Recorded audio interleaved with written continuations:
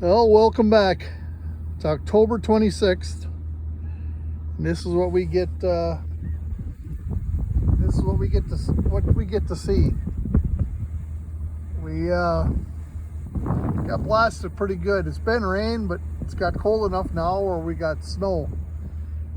So we never got a chance to put everything away.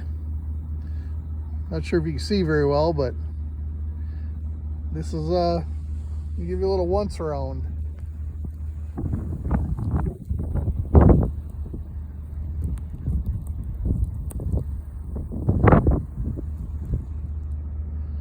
This is what we got.